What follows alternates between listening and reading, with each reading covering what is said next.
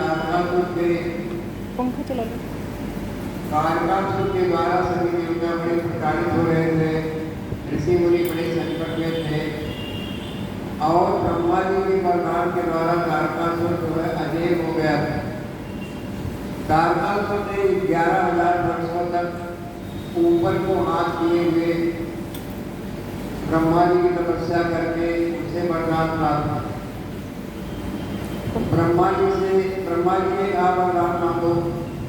तारकासुर ने कहा यदि आप वरदान देने के लिए आए हैं, वर देने के लिए आए हैं और मैं वर का अधिकारी मानेगा तो आप मुझे अमरत्व दे दीजिए, मैं अमर हो जाऊं।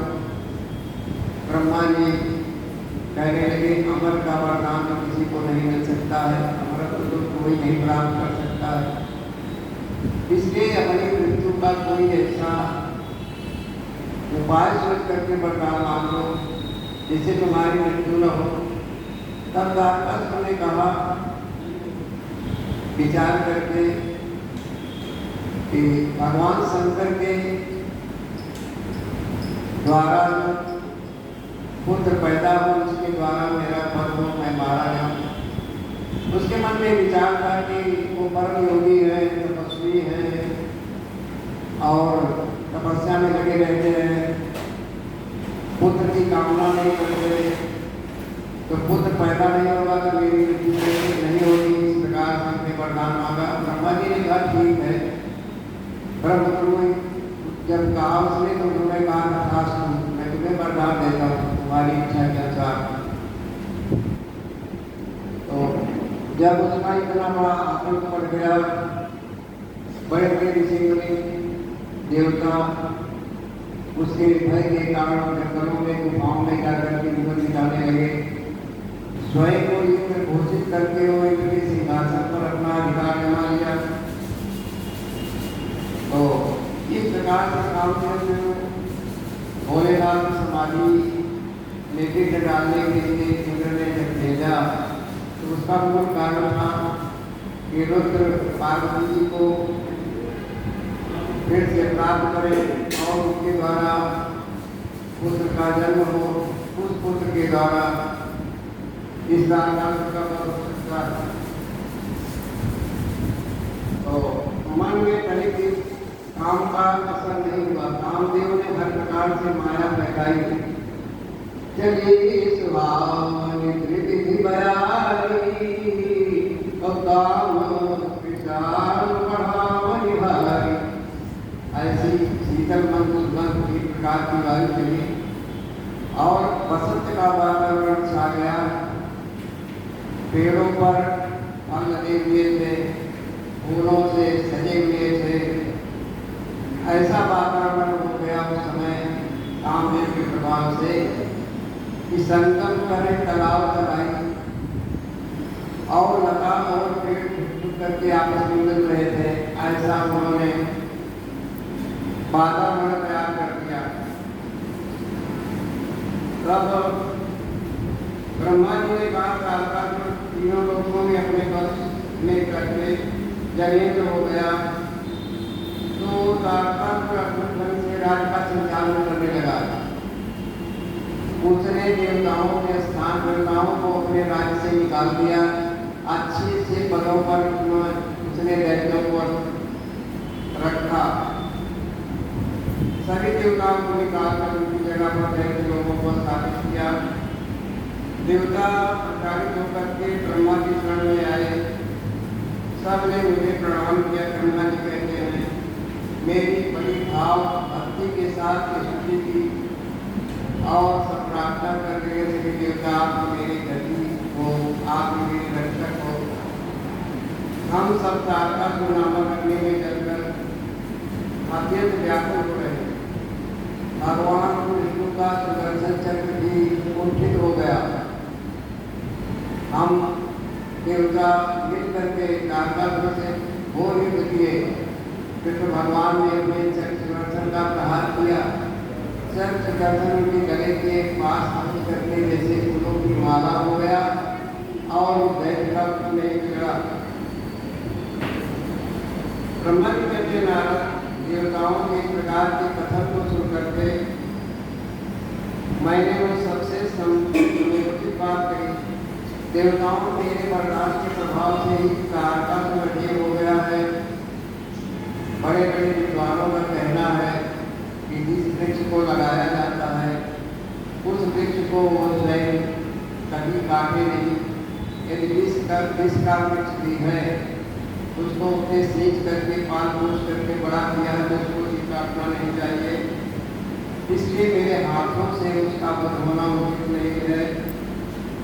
इसके और उन लोगों का सारा कार्य करने के योग्य भगवान शंकर ही है, किंतु वह तुम्हारे कहने पर भी स्वयं असुर का सामना नहीं कर पाएंगे, क्योंकि उनके हाथ से उसकी मृत्यु नहीं होगी।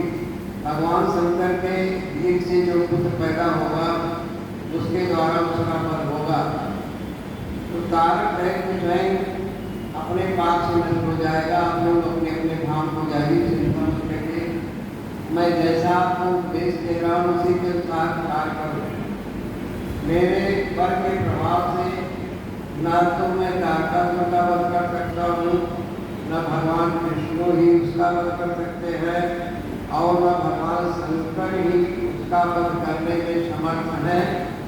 दूसरा कोई वीर पुरुष सारे देवता मिल करके भी उस तारकासुर का वध नहीं कर पाएंगे। मैं सच कहता हूँ। देवताओं में सूर्य भगवान के तीर से कोई पुत्र उत्पन्न हो वही तारकासुर का वध कर सकता है, दूसरा नहीं। देवताओं इसके लिए मैं जो उपाय बताता हूँ, महादेव की कृपा से ये उपाय सही संभव है, सिद्ध होगा। पूर्व काल में जिस दक्ष कन्या ने सती ने दक्ष के यज्ञ में अपने शरीर का त्याग कर दिया था, वही इस समय हिमालय की पत्नी के रूप में मेनका के गर्भ से उत्पन्न हुई। महादेव जी उस कन्या का पाणिग्रहण अवश्य करेंगे। गिरिराज के पृथ्वी में पार्वती इस समय युवावस्था को प्राप्त हो चुकी है और हिमालय के कलहटी में भगवान शिव तपस्या करने के लिए वहाँ पर बैठे हुए हैं।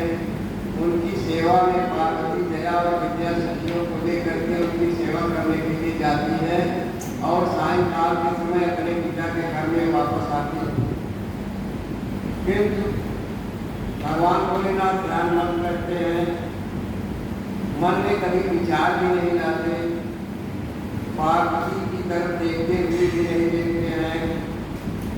देवताओं जिस भी प्रकार पार्वती को अपनी भार्या बनाने की इच्छा कर सके ऐसा तो देव करो, ऐसा प्रयत्न करो। ब्रह्मा जी कहते नारद देवताओं से ऐसा कह करके मैं शीघ्र ही तारकासुर से मिलने के लिए चला गया, क्योंकि देवताओं का जीवन जो था अस्त था, बड़े दुख प्राप्त कर रहे थे, तारकासुर से प्रताड़ित हो रहे थे। तब ब्रह्मा जी ने तारकासुर से कहा, तारक ये स्वर्ग हमारे देश का सार तत्व है, हम देवताओं का जो सार तत्व है ये स्वर्ग है, हम लोग स्वर्ग के भोगी हैं, परंतु यहाँ के राज्य का पालन कर रहे हो। तुम्हें इससे छोटा ही अवतार मैंने दिया था, तुम स्वर्ग की कदार में अधिकारी नहीं हो, इसलिए तुम स्वर्ग को छोड़ करके पृथ्वी पर चले जाओ, वहाँ अपना राज्य स्थापित करो। जो सुख आपको यहाँ पर स्वर्ग में मिल रहा है, इंद्रासन पर मिल रहा है, सुख आपको पृथ्वी लोक में भी मिलेगा, लोक में भी मिलेगा।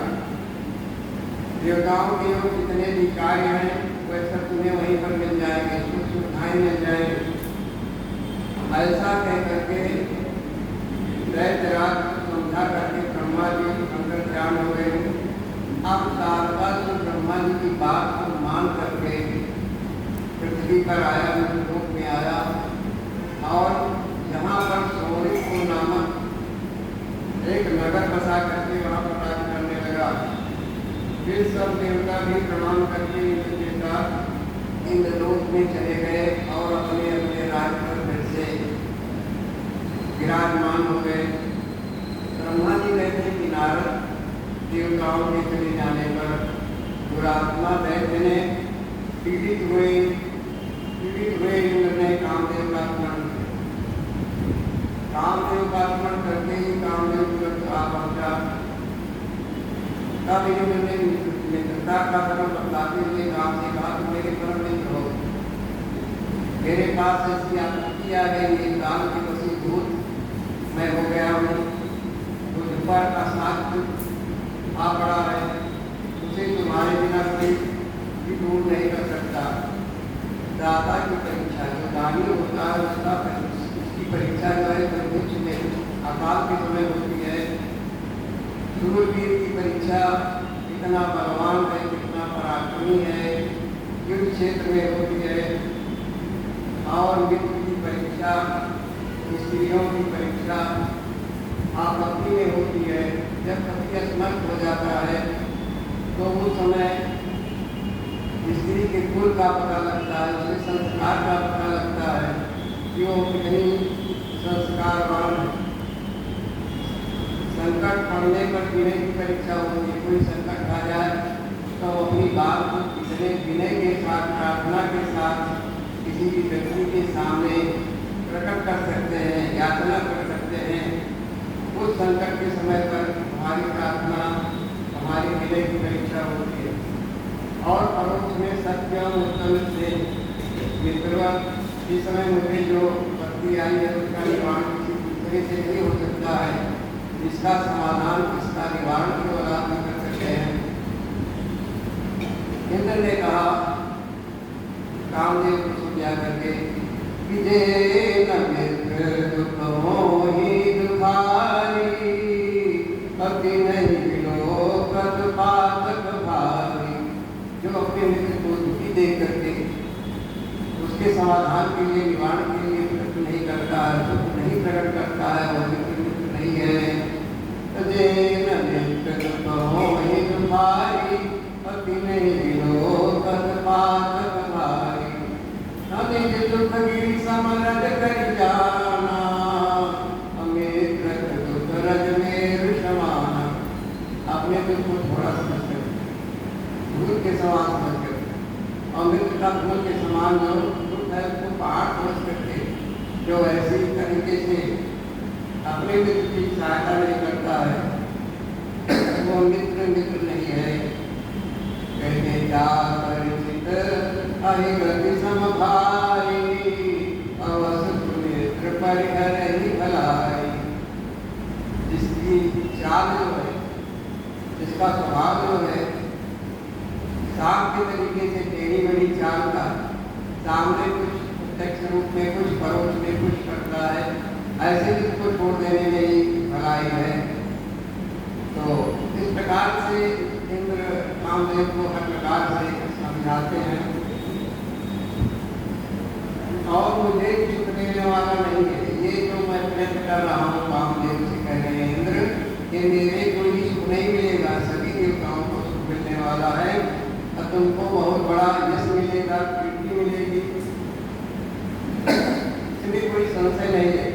कामदेव ने कहा, देवराज आप ऐसी बात क्यों करते हो, मैं आपको उत्तर नहीं दे रहा हूँ, आवश्यक निवेदन मात्र कर रहा हूँ, आपसे याचना कर रहा हूँ। लोक में कौन उपकारी मित्र है और कौन बनावटी, ये स्वयं देखने की वस्तु है, देखने की बात है, कहने की नहीं है। जो संकट के समय, मित्र के संकट के समय बहुत बातें करता है, बड़ी बड़ी बातें करता है, वो मित्र की सहायता क्या करेगा। फिर भी महाराज प्रभु, मैं जो कहता हूँ उसे सुनिए। मित्र जो आपके इंद्र पद को छीनने के लिए दीर्घ काल से तपस्या कर रहा है, आपके उस शत्रु को तपस्या से मैं नष्ट कर दूंगा। ब्रह्मा जी करके कामदेव ने प्रश्न सुनकर, कामदेव की इस बात को सुन करके इंद्र बहुत प्रसन्न हुआ। इंद्र ने कहा, कामदेव सुनो, कारक नाम से प्रसिद्ध जो महान वैद्य है वो ब्रह्मा जी का व्रत पा करके अधीर हो गया है, सारे संसार को पीड़ा पहुंचा रहा है। समस्त देवता ऋषि मुनि दुखी हो रहे हैं, समस्त देवताओं ने मिलकर उसे किया पर सफल नहीं हुए। और भगवान शंकर हिमालय पर तपस्या में लगे हुए हैं। मैंने सुना है भगवान की पुत्री पार्वती की आज्ञा से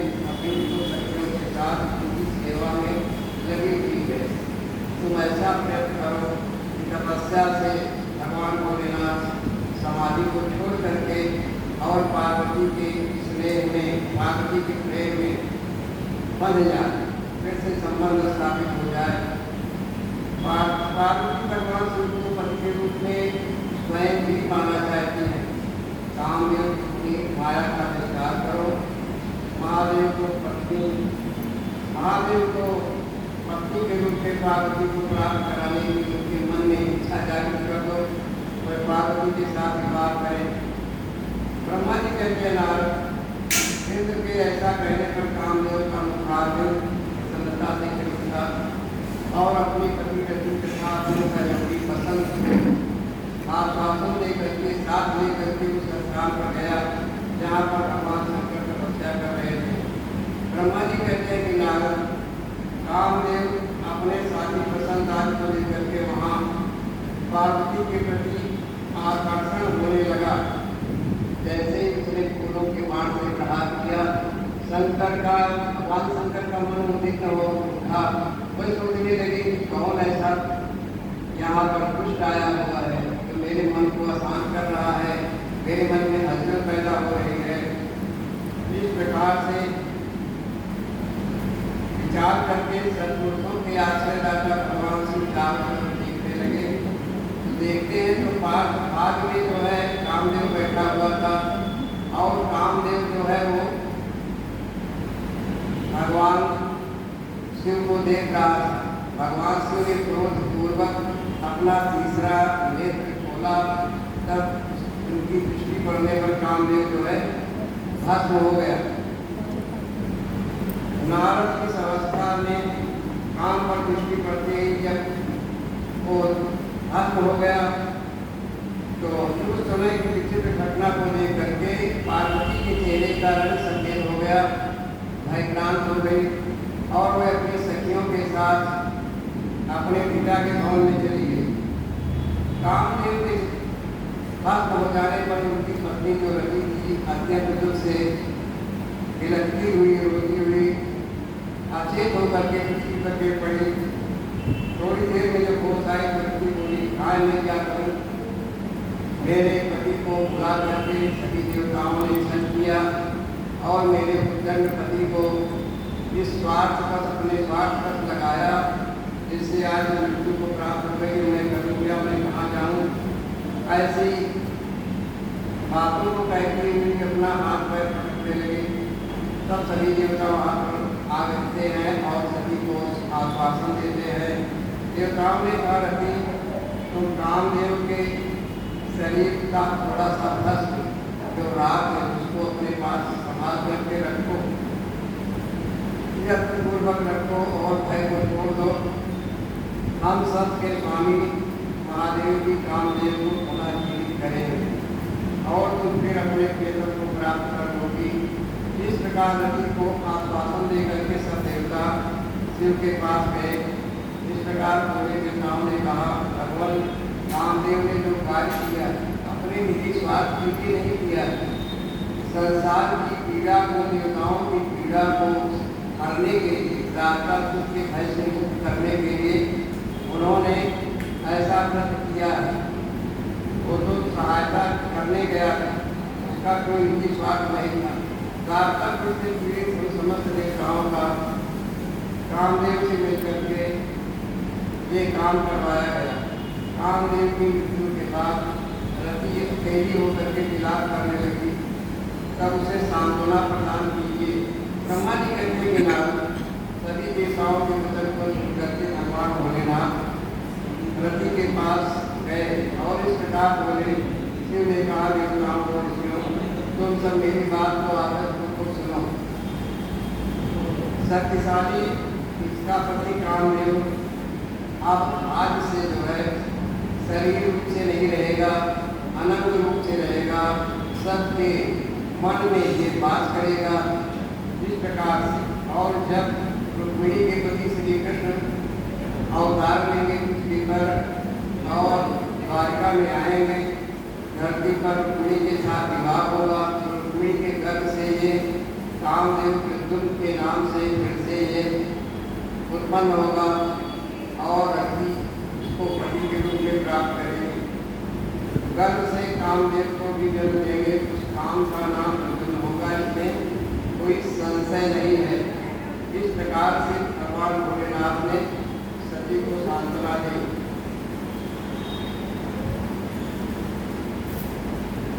इस समय चित्त हुई पार्वती का सारा शरीर जब शरीर पड़ गया तो अपने घर चली गई और सोचने लगी अब कामदेव को जब भगवान भोलेनाथ ने भस्म कर दिया है तो किस प्रकार से विवाह करेंगे, उनकी तो काम शक्ति कैसे होगी, इस प्रकार से विचार करने लगे। तो ब्रह्मा जी कहते हैं नारद, जब भगवान रुद्र ने कामदेव को जला करके शीघ्र ही भस्म कर दिया तो इंद्रयाल को फिर से जो है अपने स्थान की प्राप्ति हुई। तब वो बिना किसी प्रयोजन के विद्युत होकर के अग्नि फैलने लगी। वो जो अग्नि उनके तीसरे में निकली हुई जिससे कामदेव भस्म हुआ था वो अग्नि भी पृथ्वी पर फैलने लगी। उसका बहुत विशद रूप हो गया, चारों तरफ जब फैलने लगा तो ऐसा लगता था कि सारा संसार सारा ब्रह्मांड खत्म हो जाएगा। तीनों लोगों में महान हाहाकार मच गया। संपूर्ण देवता ऋषि तुरंत के ब्रह्मा जी के पास जाते हैं, मस्तक झुका करके दोनों हाथ जोड़ करके प्रार्थना करते हैं, प्रभु ये त्रिलोकी समाप्त होने वाली है, ये क्या है जो पूरे संसार में अग्नि फैल रही है। ब्रह्मा जी ने कहा है भगवान शंकर की वो वाग्नि है तीसरे व्यक्ति से निकली हुई है कि कामदेव को भस्म करके ये पूरे ब्रह्मांड में फैल रही है। शिव का स्मरण करके ब्रह्मा जी हरि भार विचार करके तीनों लोगों की रक्षा के लिए गरीब भाव में भगवान भोलेनाथ के पास पहुँचे। जगत को जला देने के लिए वो अग्नि उद्यत थी, परंतु भगवान शिव की कृपा से प्राप्त के द्वारा मैंने उसे तत्काल स्थगित कर दिया। ब्रह्मा जी ने उसको अग्नि को रोक दिया, आगे बढ़ने से रोक दिया। नारद त्रिलोकी को दर्द करने की इच्छा रखने वाली उस क्रोधमय अग्नि को मैंने घोड़े के रूप में परिवर्तित कर दिया। वो अग्नि जो थी बाबागल के समान घोड़े के रूप में परिवर्तित हो गई, जिसके मुख से ज्वाला प्रकट हो रही थी। भगवान शिव की इच्छा से घोड़े वाली अग्नि को लेकर के मैं लोक हित के लिए, जन कल्याण के लिए, जिससे कि लोग नष्ट न हो, समुद्र तट पर गया। नारद मुझे आया देख करके समुद्र एक दिव्य पुरुष का रूप धारण करके कहने लगा कि रामा आप किस प्रयोजन से मेरे पास आए हैं, आपकी इच्छा क्या है। उन संपूर्ण लोगों के पितामह की परिभान की बना करके समुद्र ने मुझसे पूछा सागर होगा सर्वेश्वर संबंध आप यहाँ किसलिए आए। सागर की बात सुन करके भगवान शंकर का स्मरण करके लोक हितकारी का ध्यान करते हुए मैंने उसे समुद्र तुम बड़े विद्वान संपूर्ण लोगों के हितकारी सत्य की इच्छा से प्रेरित होकर के तुम्हारे पास प्रेम पूर्वक आया हूँ और कह रहा हूँ कि भगवान महेश्वर का क्रोध है जो अग्नि के रूप में प्रकट हुआ है, जिसको मैंने मंत्र के द्वारा भगवान शिव की कृपा से एक घोड़े का रूप दे दिया है। ये अर्थ के रूप में यहाँ उपस्थित है। ये कामदेव को दग्ध करके जला करके भस्म करके तुरंत ही संपूर्ण जगत को भस्म करने वाली अग्नि है। ये देख पीड़ित हुए देवताओं की प्रार्थना से मैं शंकर भगवान की इच्छा से वहाँ गया, अग्नि को स्तंभित किया, घोड़े का रूप धारण करके ले करके मैं आया हूँ। हे जलाधार जगत पर दया करने वाले, तुम्हें मैं आदेश दे रहा हूँ इस महेश्वर के क्रोध को जो बाढ़ यानी अश्वरूप है, जिसको धारण करके मुझसे ज्वाला प्रकट करता हुआ पड़ा है, तुम प्रलय काल पर्यंत इसके धारण किए रहो, अपने अंतर में अपने हृदय में इसको रख दो। जब मैं यहाँ आकर वापस आऊँगा, वास करूँगा, तब तुम भगवान शंकर के छोड़ देना, तुम्हारा जैविक इसका आहार होगा। ये कुछ सिर्फ आपके समुद्र का जल पिएगा, इसका यही भोजन होगा। तो पूर्वक इसे ऊपर की खान किए रहना, नीचे मत जाने देना, जल की ऊपरी सतह पर इसे रखते रहना, जिससे कि भीतर जीव का कोई रक्षण न कर सके। ब्रह्मा जी कहते हैं नारद मेरे ऐसा कहने पर समुद्र ने रुद्रदेव की क्रोधा के रूप को फाड़ कर नमस्कार किया, मेरे प्रस्ताव को मान लिया। जो दूसरे के लिए संभव था वो बड़वाल के समुद्र में प्रविष्ट हो गई, अदृश्य हो गई और ज्वालमालाओं से ठीक हो करके सागर की जलराशि का दहन करने लगी, उसके जल को भस्म करने लगी, जलाने लगी। नारद इससे संतुष्ट होकर के मैं अपने लोगों को चलाया। इस प्रकार से मैंने संसार में त्रिलोकी को भस्म करने के लिए एक उपाय खोज करके जगत की रक्षा के लिए मैंने प्रयत्न किया। नारद रुद्र की उस क्रोध अग्नि के भय से छूट करके संपूर्ण जगत स्वच्छता का सुख का अनुभव करने लगा। नारद जी बोले, दया थे मदन दहन के बाद काम भस्म कर दिया भगवान भोलेनाथ ने। तो गिरिराज नंदिनी पार्वती देवी ने क्या किया, वह अपनी दोनों बच्चों के साथ आ गई। उसके बाद क्या हुआ, ब्रह्मा जी ने कहा भगवान शंकर के नेत्र से उत्पन्न हुई आग में जब कामदेव को लग करके जिससे सारा आकाश हो उठा, उस महान शब्द के साथ ही कामदेव ने लग हुआ दे करके भयभीत होकर के व्याकुल हुई पार्वती दोनों सखियों के साथ अपने घर को चली गई। उस शब्द से परिवार से विमान में पड़ गए, आश्रम में पड़ गए और वहाँ गई हुई अपनी पुत्री का स्मरण करके उन्हें बड़ा क्लेश हुआ, बड़ा दुख मिला। इतने में ही पार्वती दूर से आती हुई दिखाई, वह शंभू की पीड़ा से हो रही थी। अपनी पुत्री को अत्यंत व्याकुल अवस्था में देख करके सहजराज विमान को बड़ा शोक हुआ, बड़ा दुख हुआ और वह शीघ्र ही उसके पास जा पहुँचे। फिर हाथ से उसकी दोनों आँखें उसके आंसू को पोंछ करके बोले, डरो मत, रो मत। ऐसा कह करके भगवान ने अपनी व्याकुल पार्वती को शीघ्र ही अपने गोद में उठा लिया और उसे सांत्वना देने लगे, समझाने लगे। कामदेव का दाह करके महादेव जी तुरंत अदृश्य हो गए, अपनी तपस्या को छोड़ करके कैलाश पर चले गए। उनके पीड़ा से पार्वती ऐसे व्याकुल हो गई, पिता चिंतन करने लगी। उन्हें कभी भी सुख या शांति नहीं मिलती। पिता के घर में रह करके भी भगवान भोलेनाथ की पीड़ा में दुखी हो रही थी। पिता के घर जा करके जब वे अपनी माता से मिली, उन्हें पार्वती शिवा ने अपना नया जन्म शिवा माना। वह अपने रूप की निंदा करने लगी और उन्हें खाए मैं मारी गई। सखियों के समझाने पर दूसरी रात हमारी पार्वती व्याकुल हो रही, खाते पीते नहाते धोते कोई भी कार्य करते सखियों के बीच में किंचित मात्र भी उनका ध्यान भगवान भोलेनाथ के स्वरूप से नहीं हटता था। मेरे स्वरूप को तथा जन्म कर्म को इस प्रकार अपनी निंदा करती हुई पार्वती को प्रकट करती हुई शिव शिव का जप करती रहती थी।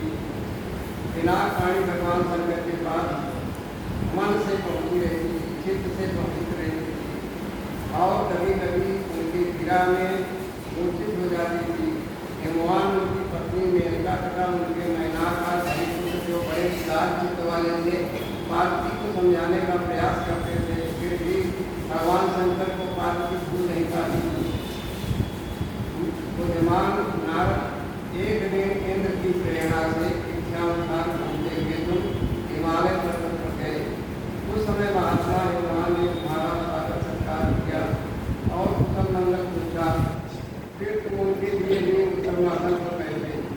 सहजराज ने अपनी कन्या के चरित्र का आरंभ से वर्णन किया, किस तरह उसने महादेव जी की सेवा की और किस तरह उनके द्वारा कामदेव का दहन हुआ, किया गया, ये सब कुछ बताया और कहा कि नारद ये सब सुन करके मुझे बड़ा दुख मिल रहा है। शैलेश्वर भगवान शिव का भजन करो। नारद जी ने कहा आप भोलेनाथ का भजन करेंगे। फिर उनसे गिरा ले करके तो उनसे और मनी शिव का स्मरण करके भगवान को छोड़ करके एक दिन की रात में काली के पास गए, पार्वती जी के पास गए। नारद जी नारद को लोगों पुकारी ज्ञानी तथा संगीत के भक्त। नारद जी ने कहा काली जी पार्वती को मेरी बात को ध्यान से सुनो।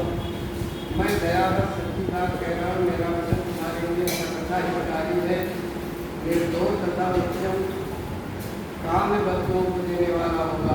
उन्हें यहाँ महादेव जी की सेवा अवश्य की थी, परंतु बिना तपस्या के दर विमुक्त होकर के थी। तुमने बड़े दर्दपूर्वक भगवान भोलेनाथ की सेवा की थी। दीनों पर दया करने वाले शिव ने तुम्हारे उसी दर्द को नष्ट कर दिया है, गर्व को नष्ट कर दिया है। इसलिए तुम्हारे स्वामी महेश्वर हिरक और महायोगी ने उन्होंने केवल कामदेव को जला करके तुम्हें सत्संग को दिया। एक बहुत बड़ी बात, तुम्हारे ऊपर अनुग्रह दिया है, कृपा करके तुम्हें छोड़ दिया। उसमें यही कारण है कि भगवान भक्त वत्सल तुम्हारी सेवा से प्रसन्न थे, इसलिए तुम उत्तम तपस्या में सफल होकर के फिर काल तक महेश्वर की तपस्या करो, आराधना करो। तपस्या से तुम्हारा संस्कार हो जाने पर हर चीज का संस्कार होता है, घर का भी संस्कार होता है। लिपाई करके हम घर को पवित्र करते हैं, कपड़े को धो करके भी उसका संस्कार करते हैं। अनाज जो खेत से उत्पन्न होता है उसका भी संस्कार होता है, उसको धो करके हर तरीके से शुद्ध करके उसको भोजन के योग्य बनाया जाता है। संस्कार में मनुष्य का भी होता है, जीवन में माता पिता के द्वारा संस्कार किया जाता है तो वो आगे बढ़ते हैं और अपने जीवन में सफल होते हैं। तो भारत ने कहा तुम भक्त वत्सल भगवान का चिंतन करो, उनका ध्यान करो, तपस्या करो। तपस्या से तुम्हारा जो गर्व है वो मिट जाएगा, संस्कारित हो जाओगी। रुद्रदेव तुम्हें अपनी अर्धांगिनी बनाएंगे और तुम भी कभी और कल्याणकारी शत्रुओं का परित्याग नहीं करोगी। यदि तुम अर्थपूर्वक शिव को अपनाने का यत्न करो, शिव के सिवा दूसरे किसी को अपना कभी स्वीकार न करना। ब्रह्मा जी कहते हैं कि नारद तुम्हारी ये बात सुन करके पार्वती काली कुछ उल्लासित हो गई और उनसे हाथ जोड़ करके श्रद्धापूर्वक शिवा ने कहा, प्रभु आप सर्वज्ञ हैं, आप मुझे कोई मंत्र बताइए जिससे मैं अपने उपदेश में सफल हो जाऊँ।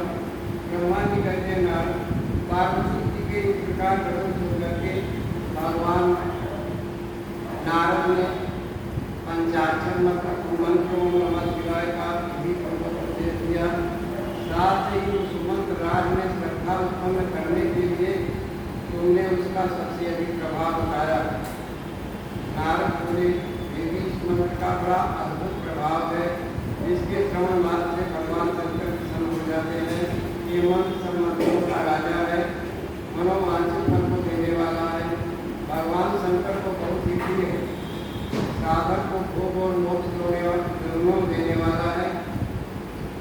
सौभाग्यशाली इस मंत्र का विधि पूर्वक करने से तुम्हारे द्वारा आराधित पूजित भगवान शिव और श्री तुम्हारी मनोकामना को पूरी करेंगे और शीघ्र ही तुम्हारी आंखों के सामने प्रकट हो जाएंगे। शिव शौच संतोषादी नियमों से तत्पर होकर के आचार विचार के साथ भगवान शिव के स्वरूप का चिंतन करने की तो पंचाक्षर मंत्र का जप करो, जिससे आराध्य शीघ्र ही संतुष्ट हो जाएंगे। साधरी किस तरह तपस्या करो, तपस्या से महेश्वर पद में हो सकते हैं, तपस्या से ही सबको मनोमानसिक प्रदान करते हैं। कोई भक्त वत्सल है। ब्रह्मा जी कहते हैं नारद, तुम भगवान के लिए भक्त हो, इच्छा अनुसार विचरण करने वाले हो। तुमने पार्वती से ये बातें कह करके देवताओं के रूप में स्वर्ग लोक से प्रस्थान किया। तुम्हारी बात करके पार्वती तपस्या में लग गई। ब्रह्मा जी कहते हैं देवर्ष नारद, तुम्हारे चले जाने पर प्रफुल्लित चित्त से पार्वती ने महादेवी की तपस्या को ही साथ संभाला और तपस्या के लिए मन में निश्चय किया। तब उन्होंने अपनी सखी दया और विजया के साथ हिमाचल और माता मैना से आज्ञा मांगी। पिता ने स्वीकार किया, परंतु माता मैना ने अनेक प्रकार से समझाया। अनेक प्रकार के रत्नों का परित्याग करके राजसी रत्नों का उपयोग करके पार्वती मूवी में बार करके शीघ्र ही बलकर वस्त्र पीले रंग का वस्त्र धारण करके एक आसन लगा करके हार का परिधान करके मृग जल को हृदय से लगाया। इसके बाद वह तपस्या के लिए गंगा और गंगोत्री तीर्थ को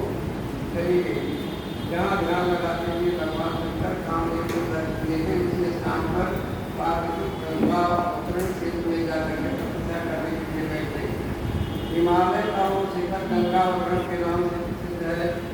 वहीं पर उत्तम श्रृंगी द्वीप में पार्वती ने तपस्या प्रारंभ की, जहाँ पर श्रृंगी मुनि का आश्रम। गौरी के तप करने से इसका गौरी शिखर नाम हो गया। नारद शिवा ने अपने तपस्या की परीक्षा के लिए वहाँ से बहुत से सुंदर सुंदर वृक्ष लगाए। वहाँ बहुत से सुंदर सुंदर स्थान बनाया जो फल देने वाले। सुंदरी पार्वती ने पहले भूमि शुद्ध करके वहाँ एक देवी का निर्माण किया। उसके बाद तपस्या उनकी जो मुनियों के लिए भी कठिन मन सहित संपूर्ण इंद्रियों को सी गई काबू में करके पार्वती की तपस्या करने लगी।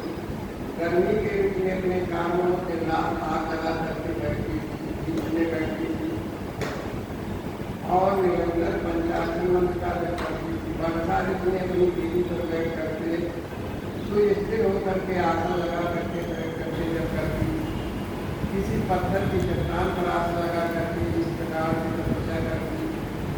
जलाधार से भीगती रहती थी। शीतकाल में निराहार रह करके भोजन का परित्याग करके भगवान शंकर के भजन में लगी रहती। वह सदा शीतल जल के भीतर खड़ी रहती और भगवान शंकर की ध्यान में निमग्न रहती। इस प्रकार तपस्या करती हुई पंचाक्षर मंत्र के जप में संलग्न होकर के शिवा संपूर्ण मनोवांछित पद में जाकर भगवान भोलेनाथ का ध्यान करती। प्रतिदिन अवकाश मिलने पर सखियों के साथ अपने लगाए हुए कृष्णों को प्रसन्नतापूर्वक सेवती थी। इस प्रकार शुद्ध चित्त वाली पार्वती ने प्रचंड आंधी, कड़ाके की सर्दी, गर्मी से धूप का भी सेवन किया। उनके ऊपर नाना प्रकार की विपत्तियाँ आई, अवरोध आए, आए, सबका सामना करती रही। नारद वह केवल शिव में मन लगा करके वहाँ निश्चित भाव से कन्या बैठी रहती। उनका पहला वर्ष जो बीता फलाहार में बीता, दूसरा वर्ष केवल पत्ते खा करके उन्होंने तपस्या की। तीसरा उनका नाम अपर्णा का। इसके बाद हनुमान की छुट्टी सिखा देगी, पत्ते भी खाना छोड़ करके निराहार रहने लगी। उसके बाद फिर वायु की करती रहती थी, मंत्र का जप करती रहती थी, बड़ी भारी तपस्या करने लगी। उनके अंग हीर और बलबल से ढके थे। जगहों पर समूह मस्तक पे था, सिर पे था। भगवान भोलेनाथ के चिंतन में लगी रहती थी। जहाँ पर महादेव जी ने 60,000 वर्षों तक तपस्या किया था, उस स्थान पर क्षणभर ठहर करके शिवा देवी जिस प्रकार चिंता करने लगी, क्या महादेव जी अपनी मुझे अपनाएंगे, मेरे को पसंद नहीं होते, इसका क्या कारण है, फिर क्या कारण है। ये दीर्घकाल तक तपस्या में लगी हुई उस देवता को स्वीकार नहीं कर रहे हैं, ना तो उनका दर्शन मिला है। लोक निर्वेद में मुनियों द्वारा सदा भोलेनाथ की महिमा का गुणगान किया जाता है। सब यही कहते हैं भगवान शंकर सर्वज्ञ हैं, यथा शीघ्र प्रसन्न होने वाले, ऐश्वर्यों के देने वाले, शक्ति संपन्न है, भक्तों को उनको अभीष्ट देने वाले, सदा समस्त क्लेशों का निवारण करते। परंतु अभी तक उनका दर्शन नहीं हुआ तो भगवान शंकर ने उस पर अत्यंत प्रसन्न इस तरह नित्य चिंतन करती थी। जगह बलकल खान की मेरे विकारा पाती वो नीचे कूदते हुए दीर्घकाल तक तपस्या कर रही थी। अंत में भगवान शिव पार्वती के जो बहुत वर्ष बीत गए तो भी भगवान शंकर से प्रकट नहीं हुए। तो हिमाचल मैना मेघ और मंदराचल आदि में जाकर के पार्वती को समझाया भगवान भोलेनाथ का दर्शन अति दुर्लभ है, तपस्या को छोड़ करके अपने घर चलो। सबकी बात को सुन करके पार्वती ने कहा पिताजी माताजी मेरे बड़े भाई, मैंने पहले जो बात कही थी उसे आप लोगों ने सुधार दिया है, इसलिए इस समय मेरी प्रतिज्ञा है उसे आप जिन्होंने दोष से कामदेव को खत्म कर दिया है, वह महादेव जी के दिव्य है, तो भी मैं अपनी तपस्या के बल पर उन्हें दिखाऊंगी और उन्हें प्राप्त करूँगी। मेरा जो जन्म हुआ है, मैं गिरिराज की पत्नी हूँ। मेरा हृदय भी पत्थर के समान साधना है वो कठिन है। आप सब लोग प्रसन्नता पूर्वक अपने घर पर जाएं। मैं महादेव जी को प्राप्त करके अवश्य ही तपस्या से निवृत्त होकर के वापस घर को आऊँ। जिन्होंने कामदेव को जगाया है, जिन्होंने इस पर्वत के वन को भी जला करके खत्म कर दिया है, तो भगवान शंकर को मैं केवल तपस्या से यही बुलाऊंगी कि मेरी जो प्रतिज्ञा है, इच्छा है, महाभागवत आपके जानने की महान को बोलते ही भगवान सदा की सेवा हो सकती है। इस प्रकार से अपने माता पिता अपने भाई को समझा बुझा करके उन्होंने घर वापस भेज दिया। आज सब देवता में करके पूर्व व्यक्ति से सलाह ले करके बड़ी विवलता के साथ जागरूकता के साथ सुबह पर्वत पर विधाता के शरण में आए और कहने की प्रकार की बहुत तपस्या कर रहे हैं। इस प्रकार से उनको मनोवांछित फल की प्राप्ति होगी। भगवान भोलेनाथ उनको दर्शन देंगे। वहाँ आकर के उस ब्रह्मा को प्रणाम करके सभी व्याकुल होकर के मेरी स्तुति करने लगे। इससे पूछा, प्रभु जगत के संतप्त होने का कारण क्या है? ब्रह्मा जी ने कहा, ये जो पार्वती तपस्या कर रही है, जब तक तपस्या से निवृत्त नहीं होगी तब तक ये त्रिलोकी जो है ताप से पीड़ित रहेगी। उनका एक सुन करके मनीमन सिंह का स्मरण करके विचार पूर्वक मैंने सब कुछ जान लिया। तब विष्णु भगवान के पास जाकर के ब्रह्मा विष्णु देवता भगवान भोलेनाथ के पास गए।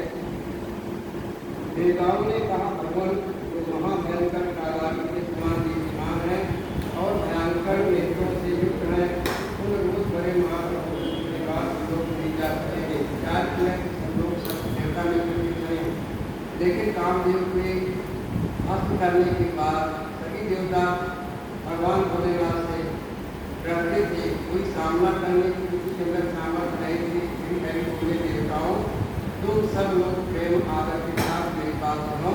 भगवान शिव देवताओं के स्वामी हैं, उनके भय का नाश करने वाले हैं, वह तुम्हें तक नहीं करेंगे।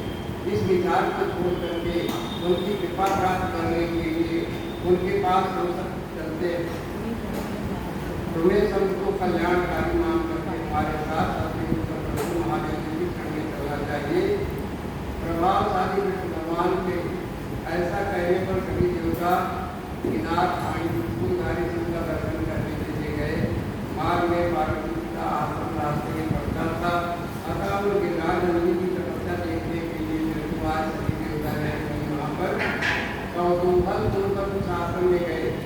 पार्वती जी के श्रेष्ठ तत्व को देखकर देवता उनके उत्तम देश से व्याप्त हो गए। उन्होंने तपस्या में लगी हुई जो में जगदम्बा को नमस्कार किया। साक्षात सिद्धि स्वरूपा शिवा देवी की धरती की वह सब देवता उस स्थान पर गए जहाँ पर भगवान भोलेनाथ विराजमान थे। सभी देवताओं ने पहले तुम्हें उनके पास भेजा, ब्रह्मा जी को पहले भेजा और स्वयं वह कामदेव के जानकारी भगवान से घर से दूर ही खड़े रहे। भगवान से क्रोधित है या प्रसन्न है, इसलिए नारद को भेजा गया कि नारद जी जाएंगे कि इसी का पता लगाएंगे कि भगवान भोलेनाथ प्रसन्न है या नहीं है। नारद तो सदा निर्भय रहने वाले हो, विशेषता से उनके परम भक्त हो, अतः तुमने भगवान शिव के स्थान पर जाकर के उन्हें सर्वथा प्रसन्न मुद्रा में देखा। फिर वहाँ से लौटकर तुम श्री विष्णुवास देवताओं को भगवान शिव के स्थान पर ले गए। वहाँ पहुँचकर विष्णुवास देवताओं ने देखा भगवान शिव सुखपूर्वक प्रसन्नता पूर्वक प्रसन्न मुद्रा में बैठे हैं। अपने गणों से घिरे हुए किए हुए योग पट पर वेदी पर बैठे हुए भगवान का ध्यान करते हुए बैठे हुए थे। तब ने जाकर के वहाँ प्रणाम किया और मंत्रों के सूत्रों के द्वारा भगवान संकट से सिद्धि करने लगे। शंकर भगवान की जय। ओम नमः शिवाय, ओम नमः शिवाय, हर हर भोले नमः शिवाय, ओम नमः शिवाय, ओम नमः शिवाय, हर हर भोले